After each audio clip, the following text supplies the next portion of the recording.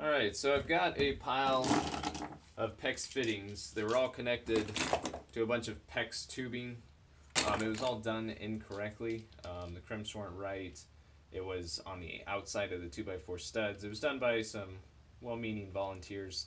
So anyways, instead of buying a whole bunch of new fittings, because you know these can be pretty expensive, I'm just going through and removing them all, and thought I'd make a video on how to remove a fitting so that you don't damage it, so you can reuse it, and so that it's a fast and easy job, and you don't struggle for an hour just trying to get a $2 fitting back. So first thing is I use a rotary tool, a Dremel. This is just a battery operated one, and I cut the fitting off. So do that first.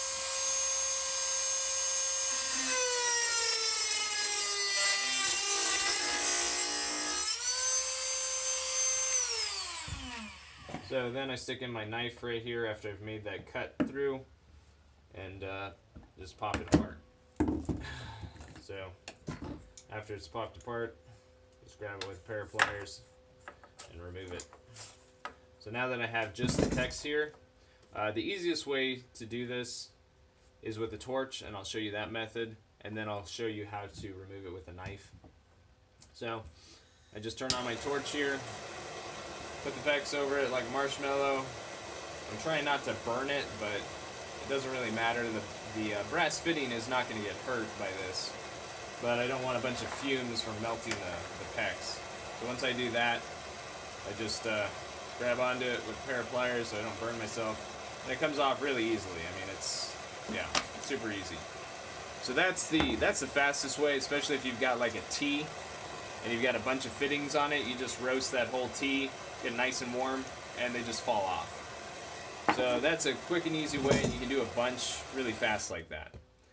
However, if you have to remove PEX off of, say, a shutoff, like this one right here, if you have to remove PEX off of a shutoff, then you don't want to use a torch because there can be little plastic parts inside of here that would get damaged.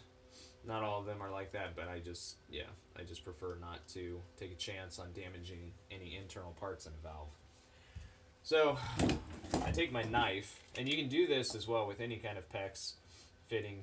I take my knife, and sorry if I'm blocking the view a little bit, but I put my knife at the very, very back of the fitting, and I make a cut all the way to the base of the fitting. And then from that same line, I drag it back, and I make a score across the top, not really going all the way through to the PEX underneath, or I mean to the fitting underneath. And then I just grab the PEX pretty close to the end of the fitting, and I just bend it. Just bend it so that it breaks right where I've cut it.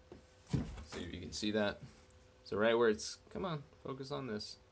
So anyways, right there where the cut is where it's going to break and allow the PEX to come off. So now with this, the reason why I make the score at the very back right here is because this back part doesn't matter. If that gets a little nick in it from the knife blade, it's not going to do anything because the crimp ring is going around these two barbs here in the middle. It's not going to matter if there's a nick back here. If you nick this though across the barbs, you open yourself up for leaks even once it's crimped to come out there. So if you nick this part, then you need to throw this away and you don't want to reuse it. Also, I would say if you're not using metal, if you're not using brass, then don't reuse them. Okay, if they're plastic, if they're the plastic PEX fittings, you don't want to use them. Just buy new. But if they're the brass fittings, then if you do what I just now did, they will come out just as good as when they were in the factory because there's never been any damage to the barbs. You're not cutting across them with a knife. You're simply making a score across the top, and you are plunging it into the back, so you're not going to damage these. Or if you heat them up, it's not going to damage these either. So this is the easiest, fastest method for removing them. And you can also use the torch. Say you don't have a rotary tool. You can also, in a pinch, use the torch to heat up the fitting while it still has the crimp rings crimped on. And you just have to heat it up quite a bit more, but you can still pull it off even without cutting the rings just with a torch. but it is a little bit more difficult. I just go through, I cut all my fittings apart, and I'll show you my little pile that I've made here.